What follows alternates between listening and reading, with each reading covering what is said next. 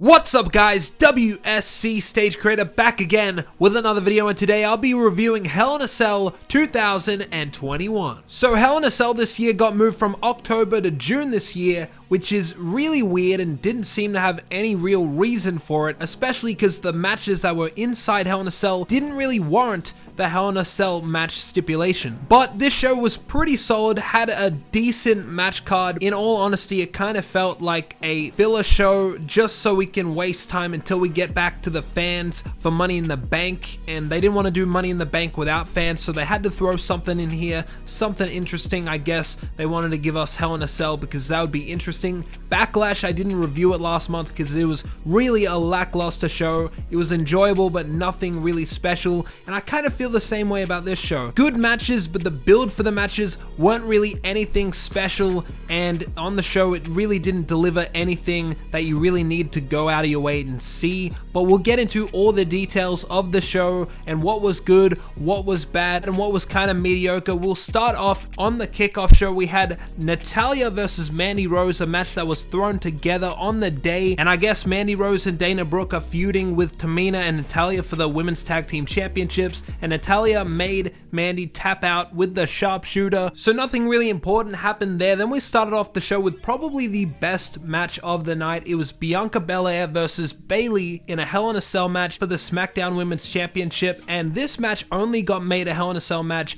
on the week before, just like 2 days before, and the build for this didn't really warrant a Hell in a Cell match, but they did deliver with a really good Hell in a Cell match. Well, I wouldn't say really good, it was a really good match, but as far as Hell in a Cell matches go, it was pretty average. Some cool moments in the match was the use of Bianca Belair's hair. Bayley was tying her to the ropes and then beating her up, and then later in the match, Bianca tied herself, her piece of hair, to Bayley and just absolutely destroyed her, throwing her around, beating her up. It was really, really good. And then in the match, Bayley went through kendo sticks. There was like a makeshift kendo stick bridge between the ring and the cage, and she went through it, kind of like they did last year. The story of the match was basically Bianca had an injured shoulder, and then Bayley also got her knee injured in the match, so they were just working on each other's injuries. Throughout the match, they used weapons such as a kendo stick, a chair, steel steps, a ladder, and man, I gotta say, they gotta find some new weapons. Like, they're using the same weapons for this match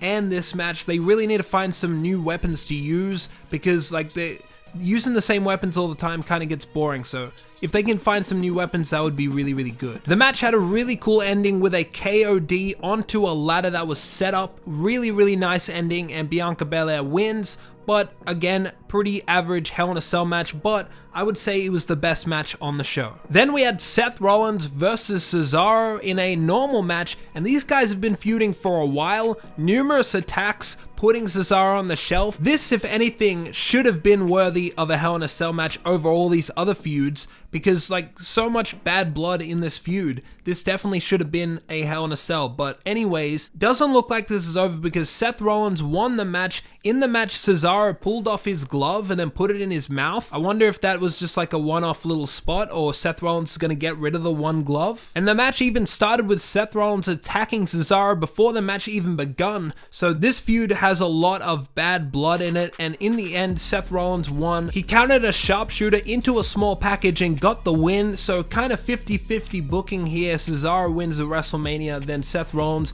gets his win back here. I wonder if they'll have a third match which Cesaro will win, but we'll have to wait and see. I don't know how I feel about Seth Rollins' heel gimmick right now, where he's kind of just like delusional. I don't really know where they're going with that. Hopefully he turns back babyface soon, or just kind of figures the whole heel thing out, because I'm not really digging what they're doing with him right now. Cesaro, check out this really awesome custom Cesaro figure that I got. Maybe he's in the running for winning Money in the Bank. We'll have to wait and see if they're willing to go all the way with him. A so-so match, not better than their WrestleMania match. Not really anything you have to go out of your way to see, and they'll probably do another match on Smackdown. Then we got Alexa Bliss versus Shayna Basler, and a lot of fans have been complaining about Alexa Bliss. They're sick of her gimmick.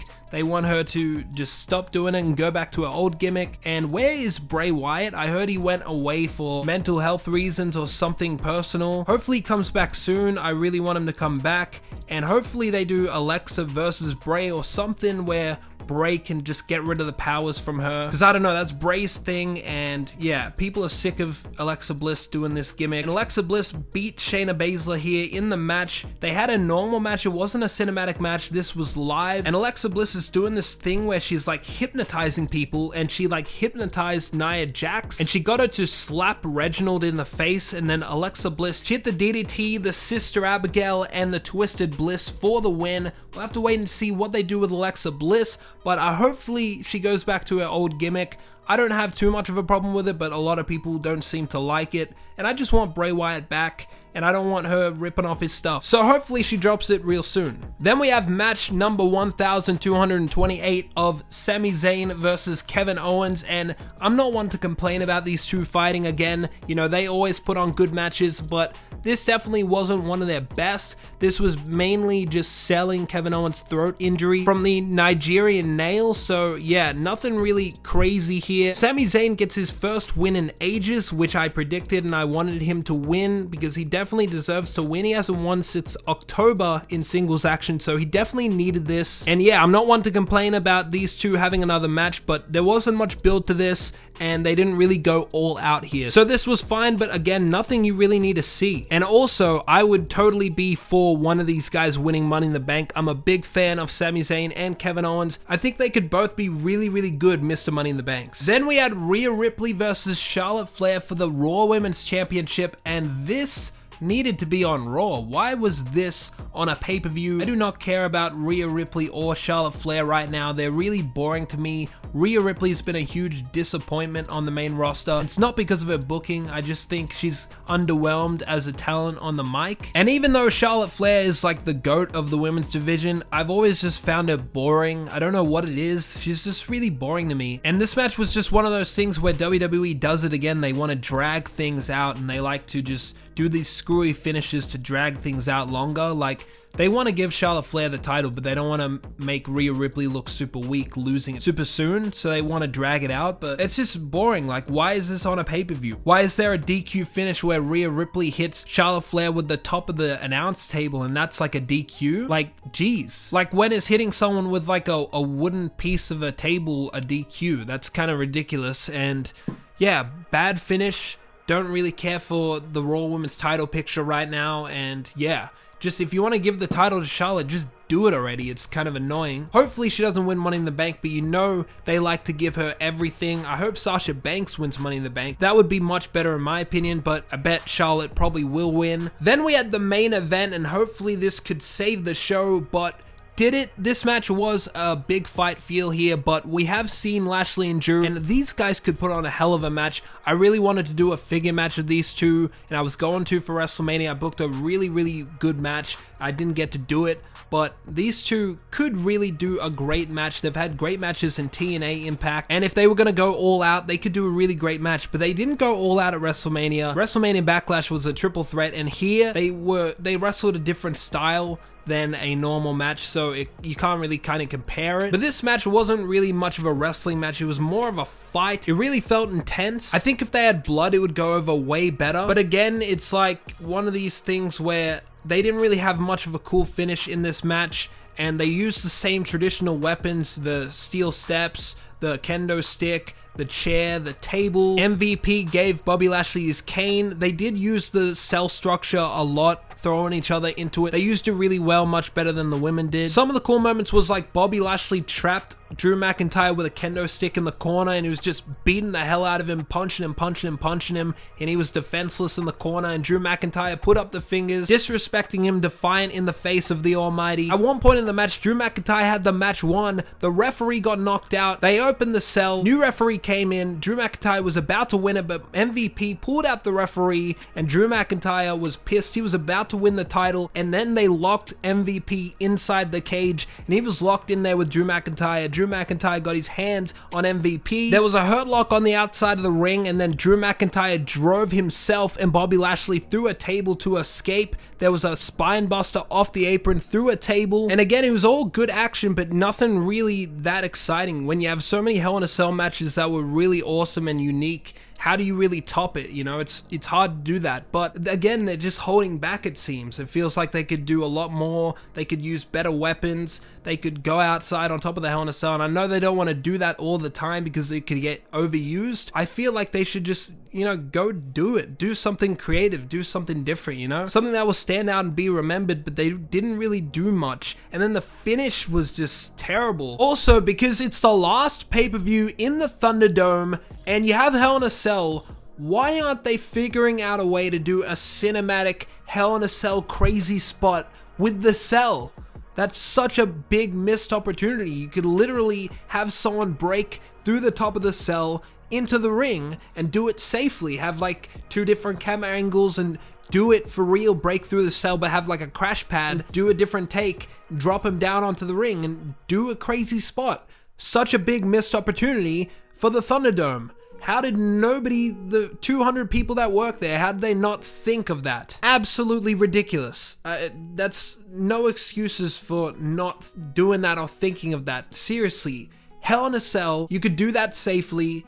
Should have been done. Drew's about to win. MVP holds his foot and then distracts him. Then Bobby Lashley beats him with a roll-up. A roll-up inside of a Hell in a Cell match. Very boring, frustrating way to finish. But also, he's a heel. They want you to be frustrated. They want you to be mad at that. Doesn't deny the fact that that's kind of a lame finish. Especially for a Hell in a Cell match. They wanted to protect Drew with that. That's why they didn't have him beat him with the Hurt Lock or the Spear or something. And Drew McIntyre will not be facing Bobby Lashley anymore for the WWE Championship. Now we got to see what Drew McIntyre is capable of when he's not in the title picture, when he's not in the title picture as a main eventer. What's he going to do in his own feuds? Is he going to be as big of a star as he was in the title picture as the champion? That will be the true test for Drew McIntyre to see what he really is. Is he really a star? And I look forward to that. Hopefully he can have some good feuds. Hopefully he doesn't get lost in the shuffle. But who is really a challenge for Bobby Lashley at the moment? The only guy I see next, they've been kind of setting up with MVP in the promos, is Kofi Kingston, which that could be really good. I don't see who's going to face him at SummerSlam if not Brock Lesnar. So we'll have to wait and see. There will be a draft in August, so we'll have to wait and see all that. But right now, it doesn't look like there's many challenges for the almighty WWE Champion. So overall, for the last pay-per-view in the Thunderdome, nothing really special. Like seriously, this pay-per-view and the last pay-per-view just seemed like filler. Nothing special. Felt like an episode of Raw or Smackdown. A good one. You know, you had decent matches. Nothing really to complain about except for some of the finishes, but seriously, for Hell in a Cell's getting watered down, and that sucks to see. It was whatever. It wasn't anything you really have to go out of your way and see, but yeah, it was decent. It was fine. If you guys enjoyed it, that's great. That's awesome. I enjoyed it too. It just wasn't anything special. I was hoping for a little bit more. If you haven't seen the recent videos on the channel, go check it out. The Hell in a Cell moments much more extreme than what you saw at Hell in a Cell here. And go check out the Ultimate X match where Seth Rollins defended his Hardcore Championship. Go check all that out on the channel. More awesome stuff to come. Thank you guys so much for watching this video. Please smash the like button if you liked it. Comment down below what you thought of Hell in a Cell. Did you enjoy it? Did you not enjoy it? Tell me all your thoughts down below. Let me know. Subscribe to the channel if you haven't already, and I will see you guys in the next video. Thank you. And I cannot wait until the fans are back for Money in the Bank.